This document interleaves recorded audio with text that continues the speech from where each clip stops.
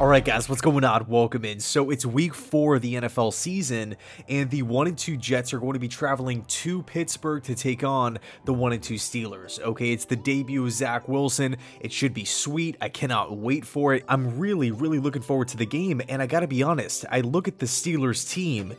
It's stacked, in my opinion. Yes, they're 1-2. Yes, there's been some offensive troubles, and we're going to get into that in just a second here. But man, when you look at the roster on paper, you know, and of course, Mike Tomlin as head coach, you can never write him off. I look at the Steelers team as a really difficult opponent. You almost get the sense that the Steelers have a lot of pressure on them to take home a win here. I mean, we take a look at the first 3 weeks. In week 1, they beat the rival Bengals 23-20 in overtime, so a good win there. But then in week 2, they lost to the Patriots 17-14 at home. And then in week 3, Thursday Night Football, they lost the game to the rival Browns 29-17 in Cleveland. Okay, so you get the sense that there's pressure from fans, pressure from the organization to win this game against the Jets at 1 o'clock in Pittsburgh. Okay, now you look at the Steelers so far, offensively, the production hasn't really been there. Is it Trubisky? Is it Canada?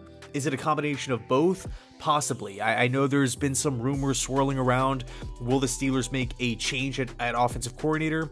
Will they put in the first round rookie Kenny Pickett?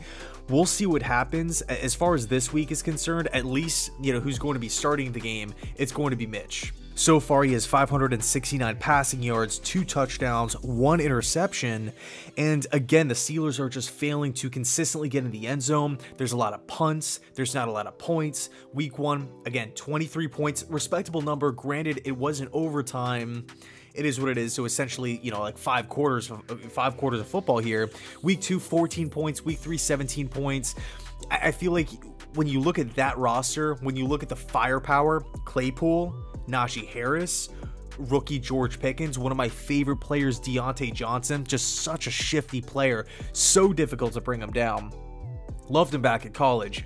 But man, you look at the Steelers offense, the expectation, you feel like this team should be lighting the opposition up, just racking up points whenever they want. You know, especially with Mitch's legs too. Roethlisberger didn't really.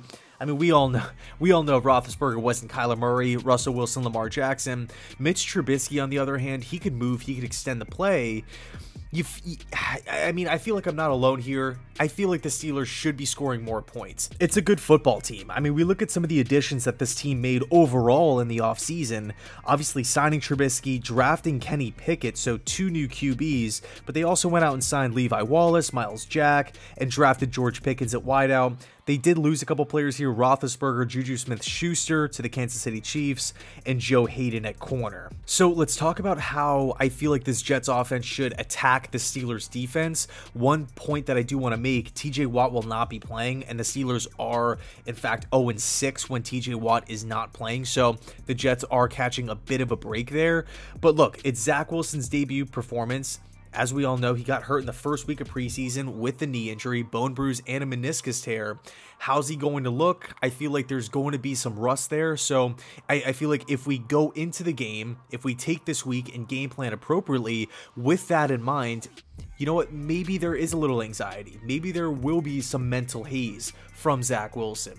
Maybe as a coaching staff, they could rely a little bit more on the running game. 2 stud young backs in Michael Carter and Breece Hall. I feel like they're not getting enough touches overall. I mean, we look at Joe Flacco's pass attempts. They are through the roof. I'm not over-exaggerating. 59 pass attempts in week 1, 40 plus in week 2, 50 plus in week 3. Joe Flacco, I mean, he's dropping back to throw, I feel like, almost every down here. It's absolutely crazy. And a part of that is being down in the game, pressing, feeling like you need to come back and score points as quick as possible, you know, almost running like a 2 or a 4 minute offense in the third quarter with like 12 minutes left. I mean, it's crazy.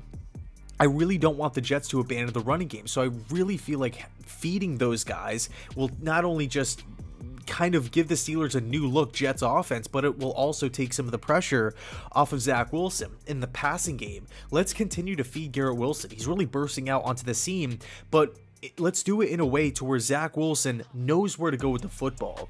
We're giving him high completion percentage types of throws. We're rolling them out. We're utilizing his legs. And, you know, I talked about this in a video I posted a couple days ago in regards to baseball, right? MLB, high school, doesn't matter. Some pitchers out there would just prefer, they literally tell the catcher, hey, drop signs and let me roll. I don't want to be up there overthinking, overanalyzing every single pitch, getting in my own head, shaking off pitches, going back and forth with the catcher, creating mental noise, creating stress. I trust you as a catcher to put me in a position to have success. I want to see the same exact thing from Mike LaFleur. I want this Jets coaching staff to enter this week with the mindset of, you know what, we have a mobile quarterback now at the helm. We have a guy with an absolute cannon for an arm. You know, he has an extremely quick release. There are so many likable traits with Zach Wilson. Let's play to his strengths. Let's not put him through the Joe Flacco ringer where he's taking 7-8 step dropbacks off of play action, trying to step up in the pocket, scan the entire field, go through 3-4 reads and get it to your check down. Like, let's simplify everything. Maybe give him a couple half field reads where you just roll him to the outside on a quick snap. And it's just small little quick hitters, gains of 5, gains of 6, gains of 7, you know, winning on first down, not being in 3rd and 12s and 3rd and 14s and everything like that. So I really want the Jets to rely on the running game here and play to Zach Wilson's strengths. Now, as far as the Jets defense goes, there has been a lot of miscommunication, a lot of confusion through these past 3 weeks. I mean, in week 2, they just failed to stop the run. Nick Chubb ran all over them. Kareem Hunt had success. There's been problems with tackling and everything like that, getting after the passer. There's been issues defensively, for sure. Okay, so with that said, luckily, the Steelers haven't really caught fire yet. They just haven't really had all that much success. And I mean, man, we take a look at the yards per attempt in the passing game. Mitch Trubisky, it's last in football, 5.5. The Steelers are also 28th in passing yards per game, so what does that tell you? The Jets defense has got to win on 1st and 2nd down. If we could force Pittsburgh into 3rd and 9s, 3rd and almost the exact opposite of what I was just saying for the Jets, if you can consistently get them in 3rd and 10s, 3rd and 11s, theoretically speaking, the pass rush should eventually have more opportunities to get after Mitch. Why? Because he's going to be holding onto the football for longer amounts of time, waiting for guys to get down the field, waiting for the play to develop.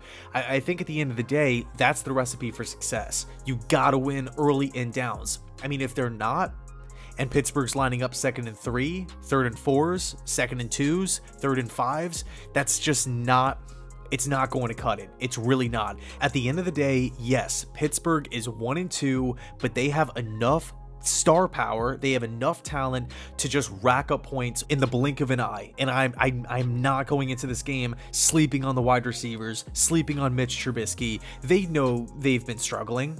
They know it. They know it. So are they going to be rolling out against the Jets doing the same exact thing that they've been doing, you know, these last couple of weeks? No. I mean, I'm just not. I don't view Mike Tomlin as a type of coach like that, okay? So it's going to be a big game for the Jets for sure, but I'm excited about it nonetheless. Let me know your thoughts down below in the comment section.